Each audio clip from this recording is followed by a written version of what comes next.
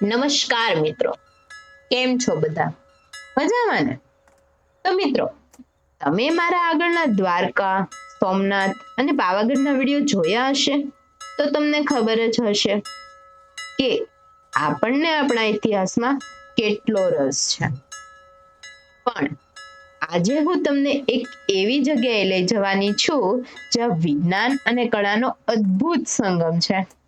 હું વાત કરું છું મહેસાણાના મોઢેરા સૂર્ય મંદિરની. 1000 વર્ષ જૂનું આ મંદિર આજે પણ એટલા રહસ્યો સાચવીને બેઠું છે ને કે જાણીને તમે પણ ચોંકી જશો. તો ચાલો આજે આ વિડીયોમાં આપણે સાથે મળીને જાણીએ મોઢેરાના એવા તથ્યો જે કદાચ તમે ક્યારેય નહીં સાંભળ્યા હોય. મિત્રો, તમને ખબર છે આ જગ્યાને પ્રાચીન કાળમાં ધર્મરાણીય પ્રદેશ કહેવાતો અને તેની પાછળ એક બહુ સરસ પૌરાણિક કથા છે. પુરાણોમાં લખ્યું છે કે જ્યારે ભગવાન રામે રાવણનો વધ કર્યો ત્યારે તેમને બ્રહ્મ હત્યાનું પાપ લાગ્યું હતું. હવે એ પાપમાંથી મુક્તિ મેળવવા શું કરવું? ત્યારે વશિષ્ઠ ઋષિએ એમને કહ્યું કે તમે આ પવિત્ર જગ્યાએ જઈને યજ્ઞ કરો.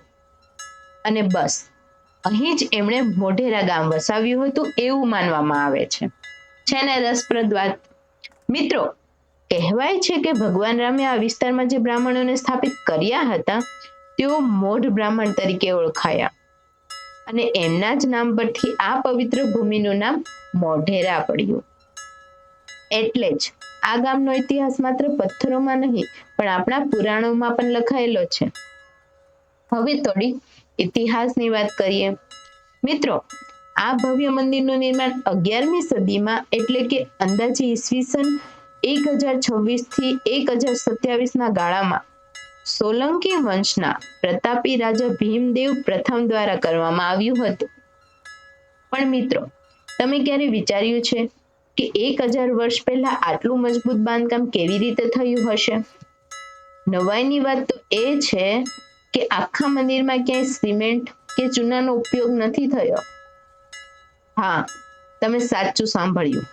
અહીં પથ્થરોને ઇન્ટરલોકિંગ એટલે કે એકબીજામાં ખાંચા પડીને ફિટ કર્યા છે. એટલે જ તો આટલા ભૂકંપો આવ્યા છતાં આપણું આ મંદિર આજે પણ અડીખમ ઊભું છે. તમે જેવા અંદર જશો ને એટલે સૌથી પહેલા તમારી નજર પડશે આ વિશાળ કુંડ પર, સૂર્યકુંડ પર. આને રામકુંડ પણ કહેવાય છે. જોજો હો, આમાં નાના મોટા ગણીને કુલ 108 મંદિરો છે અને કુંડની બરાબર ઉપર 2 મોટા સ્તંભો દેખાશે જેને આપણે લોક ભાષામાં સીતાની ચોરી કહીએ છીએ. તમે ત્યાં જશો ને ત્યારે જોજો પથ્થરો પર પડતા પડછાયા પણ એક કળા જેવા લાગે છે. ખરેખર એ સમયના કારીગરોની ભૂમિતિ જોઈને આપણને ગર્વ થાય. ચાલો હવે થોડા અંદર જઈએ. આ છે સભા મંડપ. અહીં તમે સ્તંભો ગણવા બેસો ને તો આખા પર સ્તંભો થશે જે આપણા વર્ષના પર અઠવાડિયા બતાવે છે. તમે જો સ્તંભોને ધ્યાનથી જોશો ને તો તેના પર રામાયણ અને મહાભારતના પ્રસંગો એટલા જીવંત કંડારેલા છે કે તમને લાગશે હમણાં પથ્થરો બોલી ઉઠશે. અને હા, મંદિરની બહારની દિવાલો પર મનુષ્યના સામાજિક જીવનની અને કામશાસ્ત્રની પણ મૂર્તિઓ છે જે એ સમયની આપણી ખુલ્લી વિચારધારા દર્શાવે છે. પણ મિત્રો, આટલું સુંદર મંદિર હોય તો લૂંટારુઓની નજર તો પડવાની જ. મિત્રો, ઇતિહાસમાં આ મંદિર પર અનેક આક્રમણો થયા. મહમૂદ ગઝનવી અને અલાઉદ્દીન ખિલજી જેવા આક્રમણખોરોએ આ મંદિરની ભવ્યતાને નુકસાન પહોંચાડ્યું અને મુખ્ય સોનાની મૂર્તિ પણ લૂંટી લીધી. પણ તેઓ આપણું વિજ્ઞાન ન લૂંટી શક્યા. આજે આપણે આ મંદિર વિષુવવૃત્ત પર એવી રીતે ઊભું છે કે વર્ષમાં 2 વાર સૂર્યનું પહેલું કિરણ સીધું ગર્ભગૃહમાં પડે છે.